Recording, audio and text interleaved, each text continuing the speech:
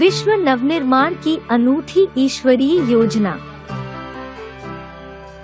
गीता के निराकार भगवान शिव शंकर भोलेनाथ ये साकार श्री कृष्ण की आत्मा उर्फ दादा लेखराज भारतीयों के लिए 2500 साल से जीवन के हर क्षेत्र में मार्गदर्शक का कार्य करने वाली श्रीमद् भगवद गीता सर्वशास्त्र शिरोमणि है। इस बात में कोई संदेह नहीं है, किंतु भारत के इतिहास में इसी गीता पर जितने विद्वानों और आचार्यों ने टीकाएं लिखी हैं, उतनी शायद किसी और शास्त्र पर नहीं लिखी गई होंगी, जो यह सिद्ध करता है कि यह शास्त्र ऐसा अनूठा है कि मनुष्यों द्वारा विभिन्न प्रकार से की गई इसकी व्याख्या ने सारे मनुष्यों को कभी संतुष्ट नहीं किया है। किसी ने सच ही कहा है, क्या जाने कवि या क्या जाने रवि। किसी कविता की सही व्याख्या उसका रचनाकार अर्थात कवि ही कर सकता है, अथवा ज्ञान सूर्य रवि भगवान कर सकता है। बाकी जितने भी मनुष्य उस कविता की जितनी भी व्याख्याएं करें, वह किसी न किसी दृष्टिकोण से अधूरी ही होंगी। जन सामान्य के मन में तो यही बात बैठा दी गई है कि गीता के ज्ञानदाता श्री कृष्ण थे, जिन्होंने द्वापर युग में कुरुक्षेत्र की रणभूमि में रथ पर विराजमान होकर अर्जुन को गीता का उपदेश दिया था। किंतु आध्यात्मिक और ऐतिहासिक दृष्टिकोण से देखें तो गीता किसने, किसको, कब, कहां और कैसे सुनाई थी, ये सारे ही प्रश्न विवादास्पद हैं। सर्वप्रथम प्रश्न तो यही उठता है कि गीता किसने और किसको सुनाई थी। गीता और सत्यनारायण की कथा यह सिद्ध करती है कि भगवान तो साधारण बूढ़े और अनुभवी मनुष्य के रूप में प्रकट होते हैं। गीता के 9वें अध्याय के 11वें श्लोक में ही लिखा हुआ है, अवजानन्ति माम मूढ़ा मानुषीं तनुमाश्रितम् परम भावम अजानन्तो मम भूत महेश्वरम। साथ ही गीता के 4थे अध्याय के 6वें श्लोक में यह भी लिखा हुआ है कि ईश्वर तो अजन्मा, अभोक्ता और अव्यक्त है। अजोपि सन् वेयात्मा भूतानाम ईश्वरोऽपि सन् प्रकृतिं स्वामधिष्ठाय संभवाम्यात्म मायया यो माम अजम अनादिम च वेत्ति लोक महेश्वरम असम्मूढ़ समर्तेषु सर्व पापे प्रमुच्यते। गीता के 10वें अध्याय का 3रा श्लोक। गीता के 15वें अध्याय के 4थे श्लोक में उसी आदि अनादि पुरुष की स्तुति की गई है। तमेव चाद्यम पुरुषम प्रपदे यतः प्रवृत्ति प्रसृता पुराणी, अर्थात मैं उस आदि अनादि पुरुष शिव शंकर को प्रणाम करता हूँ, जिससे इस संसार वृक्ष की आदि प्रवृत्ति हुई है।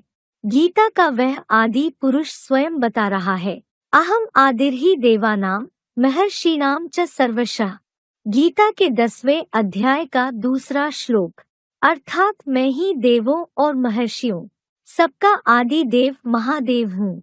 उसी ने प्राचीन काल में कर्मयोग की वह प्रसिद्ध निष्ठा प्रचलित की थी, जिसके कारण भारत को जैन परंपरानुसार भी कर्म भूमि की संज्ञा मिली है। लोकेस्मिन् द्विविधा निष्ठा पुरा प्रोक्ता मया नघ ज्ञान योगेन सांख्यानाम कर्म योगेन योगिनाम। गीता के 3रे अध्याय का 3रा श्लोक। यहाँ ध्यान रहे कि गीता का ज्ञान श्री कृष्ण ने नहीं दिया था, अपितु उसी आदि अनादि पुरुष ने गृहस्थ धर्म की शिक्षा के लिए गृहस्थ अर्जुन को सहज राजयोग सिखाने हेतु दिया था। इस बारे में अधिक विस्तार में ना जाकर प्रकरणवश कुछ प्रसिद्ध इतिहासकारों की उद्धरण प्रस्तुत करते हैं। होपकिंस का विचार है, गीता का अब जो कृष्ण प्रधान रूप मिलता है, वह पहले कोई विष्णु प्रधान कविता थी और इससे भी पहले वह कोई एक निस्संप्रदाय रचना थी। रिलीजन्स ऑफ इंडिया 1608 पृष्ठ 386, रिलीजियस लिटरेचर ऑफ इंडिया 1620 पृष्ठ 12 से 14 पर फर्कुहार ने लिखा है, यह गीता एक पुरानी पद्य उपनिषद है जो कि संभवतः श्वेताश्वत्रोपनिषद के बाद लिखी गई है और जिसे किसी कवि ने कृष्णवाद के समर्थन के लिए ईस्वी सन के बाद वर्तमान रूप में ढाल दिया है। गर्वे के अनुसार भगवद गीता पहले एक सांख्य योग संबंधी ग्रंथ था, जिसमें बाद में कृष्ण वासुदेव पूजा पद्धति आ मिली और ईसा पूर्व 3री शताब्दी में इसका मेल मिलाप कृष्ण को विष्णु का रूप मानकर वैदिक परंपरा के साथ बिठा दिया गया। मूल रचना ईसवी पूर्व 200 में लिखी गई थी और इसका वर्तमान रूप ईसा की 2री शताब्दी में किसी वेदांत के अनुयायी द्वारा तैयार किया गया है। होल्टजमैन गीता को सर्वेश्वरवादी कविता का बाद में विष्णु प्रधान बनाया गया रूप मानता है।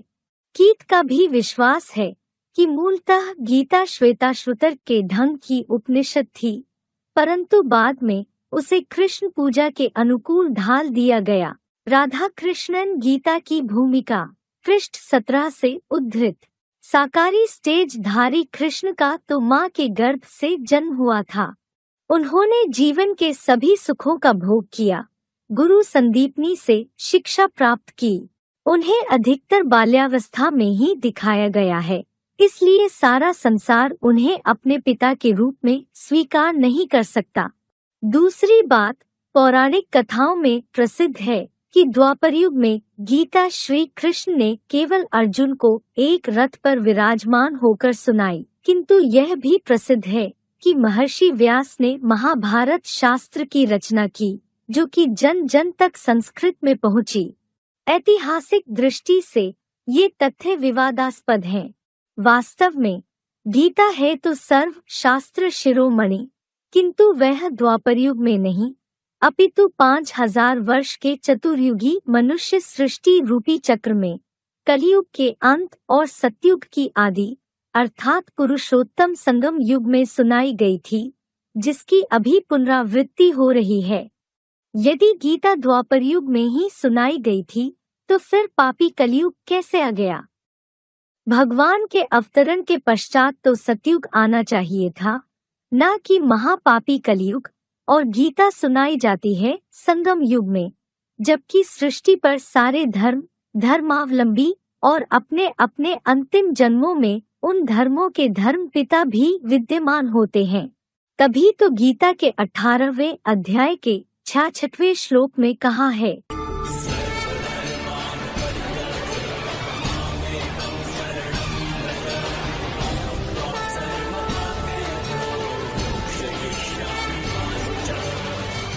सर्व धर्मों का त्याग कर मुझ एक परमपिता परमात्मा की शरण में आ जाना। हिंदुओं के पारंपरिक दृष्टिकोण से तो जब द्वापर युग में गीता सुनाई गई थी, तब मुस्लिम, सिख आदि धर्म तो नहीं थे। फिर गीता में उक्त श्लोक कैसे आ गया? और भगवान द्वारा गीता कोई संस्कृत जैसी कठिन भाषा में नहीं सुनाई गई थी, वह तो सर्वसाधारण को समझ में आने वाली भाषा जैसे हिंदी में ही सुनाई जा रही है।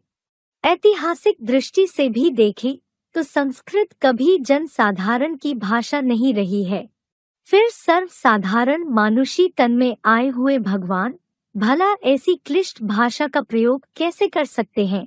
साथ ही गीता श्री कृष्ण जैसे आकर्षक रंग रूप वाले तथा पुनर्जन्म के चक्र में आने वाले किसी साकारी राजकुमार के द्वारा नहीं, अपितु अजन्मा, अभोक्ता, निराकार भगवान शिव द्वारा कलयुग के अंत में किसी साधारण मनुष्य तन प्रजापिता ब्रह्मा के द्वारा केवल एक अर्जुन को नहीं, अपितु अर्जुन जैसे कई अन्य गृहस्थियों को दिया जा रहा है।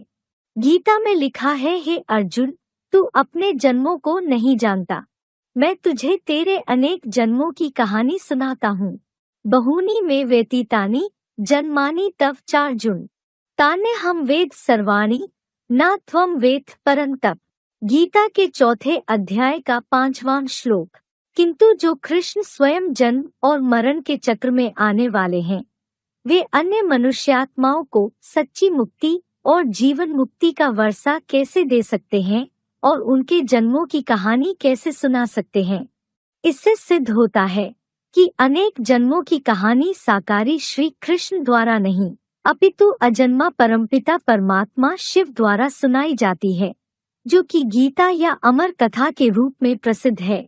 गीता के संबंध में उपर्युक्त मत, जो कि आम धारणा से पूर्णतः भिन्न है, ब्रह्मा कुमारी संस्था के साथ साथ कंपिला, उत्तर प्रदेश स्थित आध्यात्मिक ईश्वरीय विश्वविद्यालय की भी यही मत है कि सन 1936-37 से प्रारंभ हुए संगम युग पर निराकार भगवान शिव द्वारा अपने अति साधारण साकार मनुष्य रथ के द्वारा सुनाया गया ईश्वरीय ज्ञान, जिसे मुरली कहा जाता है, वही सच्ची गीता है, जिसके आधार पर 2500 साल बाद प्रारंभ होने वाले द्वापर युग में संस्कृत की गीता लिखी जाएगी।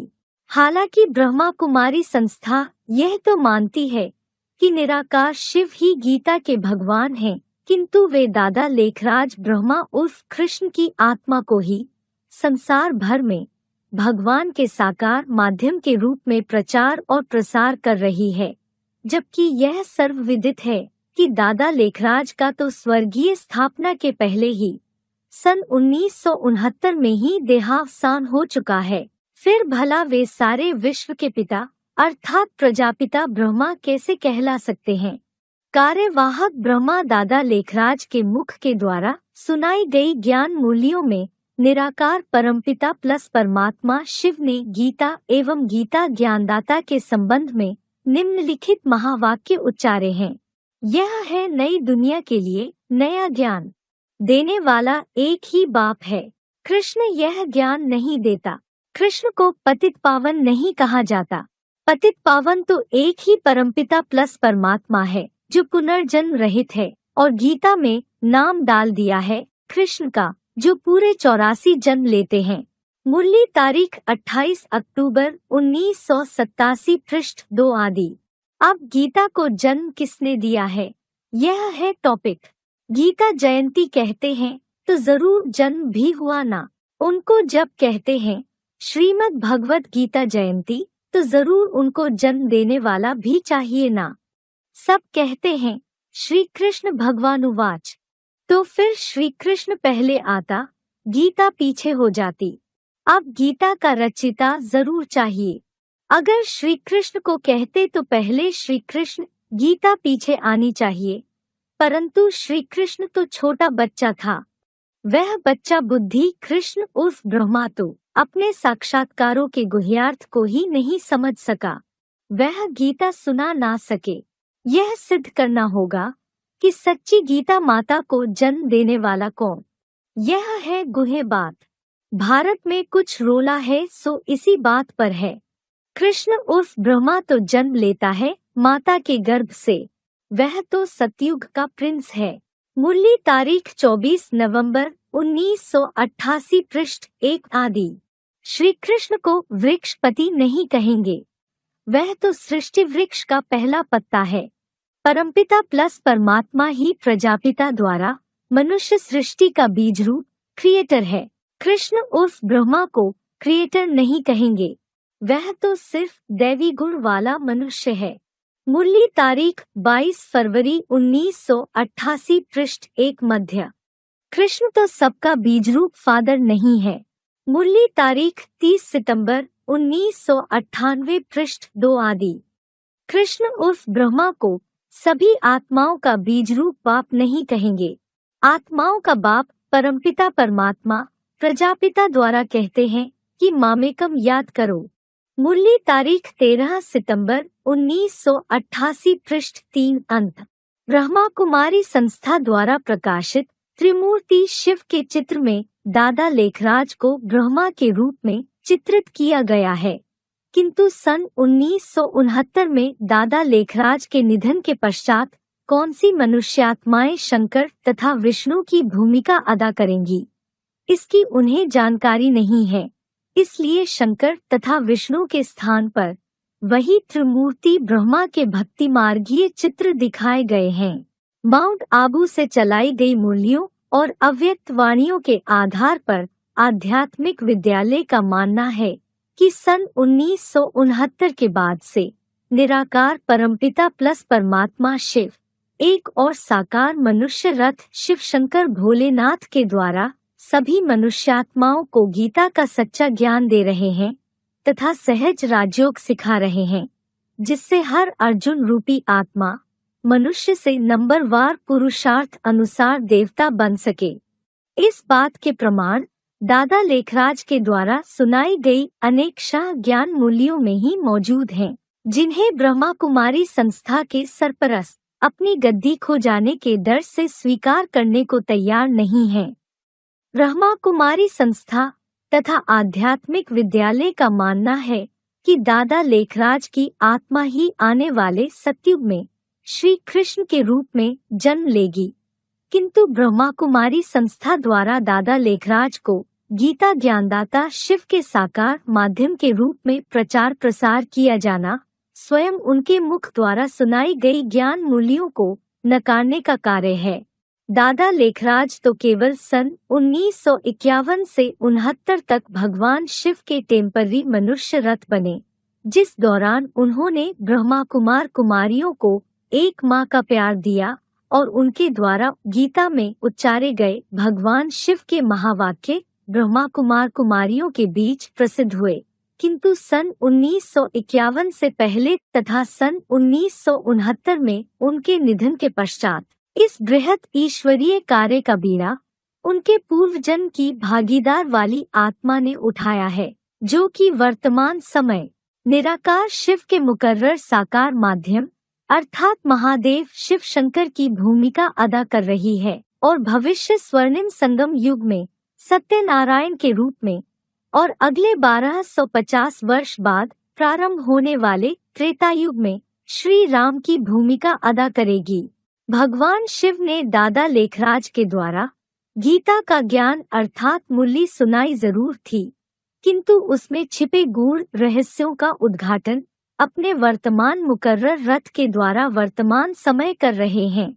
जैसे आम हिंदुओं द्वारा अज्ञानवश भोलेनाथ शिव शंकर के स्थान पर आकर्षक श्री कृष्ण को गीता ज्ञानदाता मान लिया गया है, उसी प्रकार ब्रह्मा कुमारी संस्था द्वारा अज्ञानवश साधारण शंकर या राम वाली आत्मा के स्थान पर आकर्षक शरीर वाले धनाढ़ दादा लेखराज अर्थात कृष्ण वाली आत्मा को गीता ज्ञान दाता मान लिया गया है। ब्रह्मा कुमारी संस्था द्वारा प्रकाशित ज्ञान मुरलियों में भी शिव बाबा से पहले दादा लेखराज पिताश्री का नाम डाल दिया गया है। यही वह एकज भूल है जिसके कारण चतुर्युगी सृष्टि चक्र में द्वापरयुग से भक्ति मार्ग में संस्कृत की गीता के रचयिता के रूप में शिव शंकर के स्थान पर श्री कृष्ण का नाम डाल दिया गया है। संस्कृत गीता में भगवान के लिए दी गई अव्यक्त, अजन्मा, अभोक्ता आदि की संज्ञाएं वास्तव में शिव शंकर पर हद और बेहद में लागू होती हैं, न कि श्री कृष्ण पर। बाप कहते हैं कि गीता का भगवान मैं हूँ।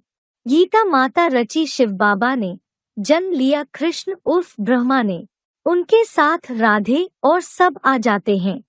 पहले हैं ही ब्राह्मण। बाप कहते हैं कौन मूढ़मती हैं, हमारा नाम निशान लाश ही गुम कर दिया। फिर मुझे ही आकर बताना पड़ता है कि गीता का भगवान मैं शिव परमात्मा हूँ। मैंने गीता रची। गीता से कृष्ण उर्फ ब्रह्मा बच्चा पैदा हुआ। तुमने फिर बाप के बदले बच्चे का नाम डाल दिया। यह है बड़ी भूल। मूल्य तारीख 13 दिसंबर 1988 पृष्ठ 1 अंत। रुद्र शंकर से कृष्ण उर्फ ब्रह्मा बच्चा पैदा हुआ तो उसमें बाप के बदले बच्चे का नाम डाल दिया। मूल्य तारीख 29 मार्च 1988 पृष्ठ 1 अंत। गीता है माई बाप। गीता को माता कहा जाता है और कोई पुस्तक को माता नहीं कहते। इनका नाम ही है गीता माता। अच्छा, उनको किसने रचा? पहले पहले पुरुष स्त्री को एडॉप्ट करते हैं ना। मूल्य तारीख 28 सितंबर 1988 पृष्ठ 2 आदि। तो जरूर शिव भोलेनाथ ने यज्ञ के आदि में भी गीता माता के उपरांत टाइटलधारी दादा लेखराज ब्रह्मा को ही 18 अध्यायी गीता माता के रूप में एडॉप्ट किया। सारा मदार गीता को करेक्ट कराने पर है। गीता खंडन होने के कारण भगवान की हस्ती गुम हो गई है। मूल्य तारीख 9 मार्च 1988 पृष्ठ 2 मध्य। एक ही श्रीमद् भगवत गीता के भगवान से ही भारत को माखन मिलता है। श्रीमद् भगवत गीता को भी खंडन किया हुआ है, जो ज्ञान सागर पतित पावन निराकार परमपिता प्लस परमात्मा के बदले श्री कृष्ण उर्फ साकार ब्रह्मा का नाम पिता श्री डाल खंडन कर छाछ बना दिया है। मुरली तारीख 31 अक्टूबर 1978 पृष्ठ 2 मध्य। गीता तो है सभी शास्त्रों की मात पिता। ऐसे नहीं कि सिर्फ भारत के शास्त्रों की मात पिता है, नहीं, जो भी बड़े ते बड़े कुरान बाइबल आदि शास्त्र दुनिया में हैं, सभी की मात पिता है। मुरली तारीख 5 फरवरी 1983 पृष्ठ 1 मध्य। वह है स्वर्ग का रचिता, सबका सहायक। कृष्ण उर्फ ब्रह्मा तो स्वयं रचना है, बगीचे का फर्स्ट क्लास फूल है। मुरली तारीख 5 फरवरी 1983 पृष्ठ 1 मध्य। यही वह एकज भूल है जिसके कारण भारत देश की दुर्गति हुई है। गीता खंडित हो गई है और सभी धर्म शास्त्रों की माता होने के बावजूद भी गीता को अन्य धर्मावलंबियों द्वारा स्वीकार नहीं किया जाता है। इसी कारण अलग अलग विद्वानों द्वारा गीता की अलग अलग व्याख्या की गई है। शंकराचार्य ने उसी गीता के आधार पर आत्मा और परमात्मा को एक अद्वैत सिद्ध किया, जबकि माधवाचार्य ने आत्मा और परमात्मा को भिन्न द्वैत सिद्ध किया। गीता में काम विकार को महाशत्रु की संज्ञा दी गई है।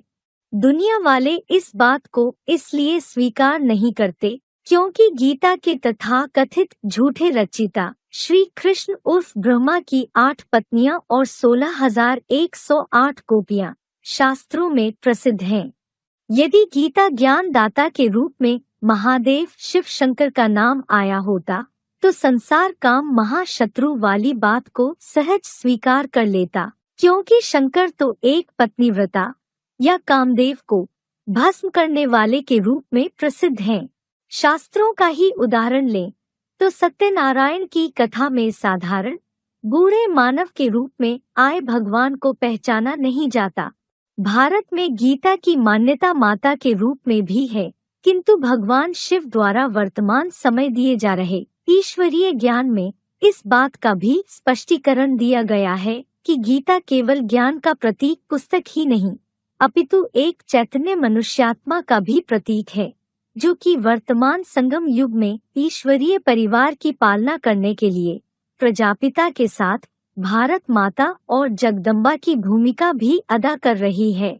इन्हें ही हिंदू धर्म में आदिदेव आदिदेवी, मुसलमानों में आदम हव्वा, ईसाइयों में एडम ईव तथा जैनियों में आदिनाथ आदिनाथिनी के रूप में जाना जाता है। अतः उपर्युक्त बातों को ध्यान में रखते हुए यदि बालक श्री कृष्ण दादा लेखराज ब्रह्मा के स्थान पर पिता शिव शंकर को गीता ज्ञानदाता के रूप में प्रस्तुत किया जाए तो गीता को सारे विश्व की आत्माओं के द्वारा भगवान की वाणी के रूप में सहज स्वीकार कर लिया जाएगा। भगवान ने गीता कब सुनाई? जरूर सभी धर्म सर्वधर्मान परित्यज्य अर्थात हिंदू मुस्लिम ईसाई आदि होने चाहिए। सभी धर्मों के लिए वास्तव में एक गीता है मुख्य, सब धर्म वालों को मानना चाहिए। सभी धर्मों की गीता द्वारा सद्गति करने बाप आया हुआ है। गीता बाप की उच्चारी हुई है, उसमें बाप प्रजापिता के बदले बच्चे का नाम डाल मुश्किलात कर दी है। मुरली तारीख 21 फरवरी 1993 पृष्ठ 1 मध्यांत। तुम जानते हो भोलानाथ कृष्ण उर्फ ब्रह्मा को नहीं कहा जा सकता। भक्तों का रखवाला कृष्ण नहीं भगवान को कहा जाता है। पहले पहले तो गीता का भगवान सिद्ध करना पड़े। गीता का भगवान भोलानाथ ही है। मुरली तारीख 23 जुलाई 1962 पृष्ठ 1 मध्यादि। ओम शांति।